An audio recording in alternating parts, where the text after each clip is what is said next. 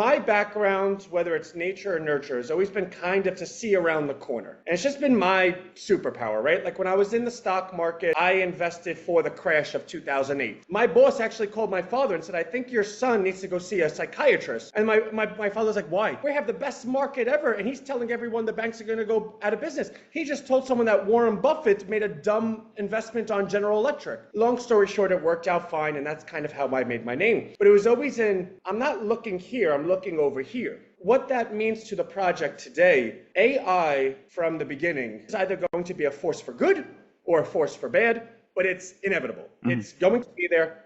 It's who owns the data, because AI is just a super duper duper smart computer. It just takes all the data, calculates it, and produces a result. So it's who owns the data. And you almost have to kind of analogize it to election. You know, is it paper balloting or is it digital balloting? If there's still that manual process where someone has to go, vote, someone tallies, you can never obstruct the whole system because it's siloed into each town. And what that meant to me was each person has to be their own paper ballot. But how do you create a system of AI that scales with the world but personalizes to each individual person?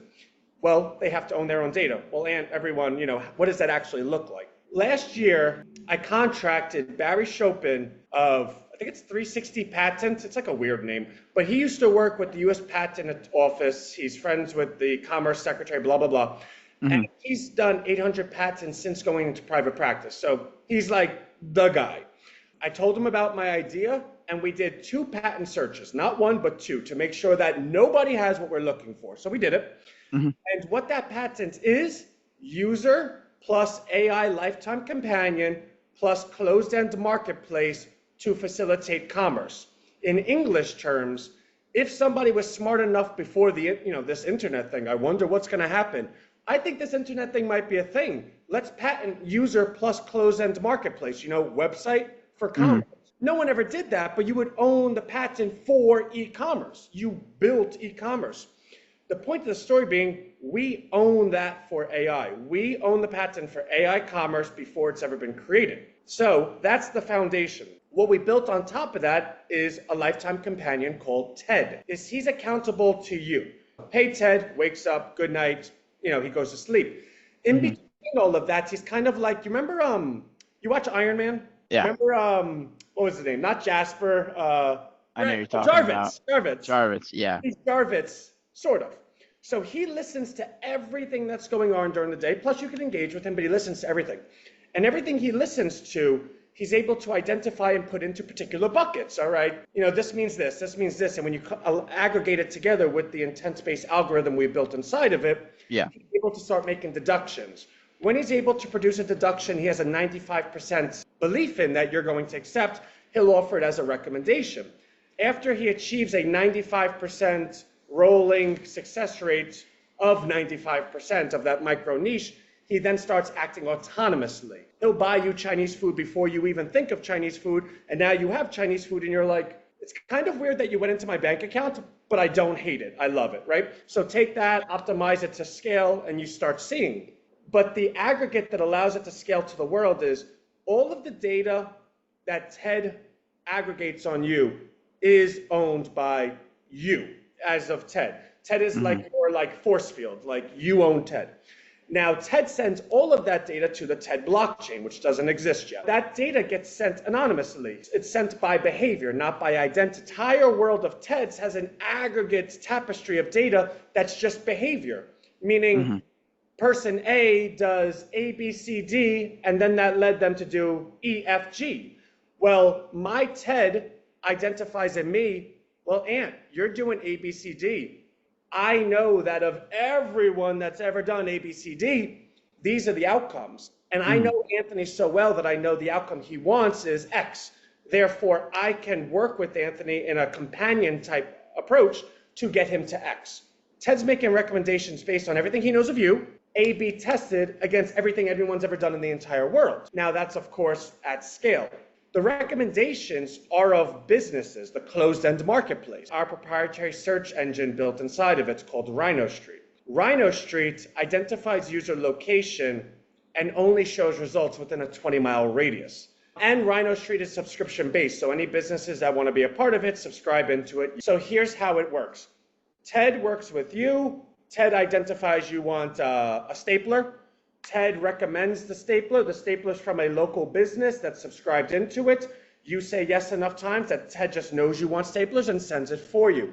The business is quite happy. They don't have to do any marketing. They're just subscribing into Ted. You're quite happy because you get exactly what you want when you want it. The business is quite happy again because they get every single customer ever that they could ever get in the moment they could ever get them. That sounds cool, but Ant, why is everyone getting into TED? Like, everyone's just going to wake up and we've seen good ideas fail before. Okay, great. TED actually is universal basic income. TED doesn't actually collect revenue. We don't make a profit. I will never make money off of TED. I own my stock in TED, and people will own stock and we'll go public one day, fine. But the businesses that opt into TED via subscription, that money gets 100% distributed to the users of TED. Therefore, there is a user base that wants to participate. The more users, the more businesses, and it becomes a virtuous cycle. Everyone knows there's going to be UBI, but the question is government giving you the money for free, or are you earning it because you own your own data finally? Everyone knows if I'm subservient and dependent on governments giving me money, that's a problem. If I'm earning my money because these businesses are selling to me and I could conceptually and logically deduce how the money's being made, then I'm in charge. You take this at scale and you realize very quickly you kind of solve the world. You created a renaissance of AI going forward. Because also, and there's a lot of parts to it, and I'm not going to keep talking. I'll give you like 2 or 3 more minutes. That's all good. Each municipality TED creates an AI agency within the municipality. AI is going to benefit the companies that are large enough and big enough to understand it and apply it quicker than the others. Because once you have someone's data, you have it. It's not like you could lose it. Therefore, the only way small businesses and towns that can compete is if they adapt and adopt AI. But they don't have the money to do it, nor do they have the reason to do it. Towns are small. But these companies will either go out of business and create an unemployment level that becomes dependent on the government, or they'll just stay in business, but by chopping labor, they've optimized their labor through AI versus labor. It destroys towns because the town now has less of a tax base, but woefully higher welfare base and unemployment and all the rest, which means the tax roll for the municipality is negative, which means the municipality is dependent on either the national government or the corporations that come in and say, hey, we'll employ all your people, no problem. That's a problem. What TED does is it creates an AI agency within each town. The town pays for it.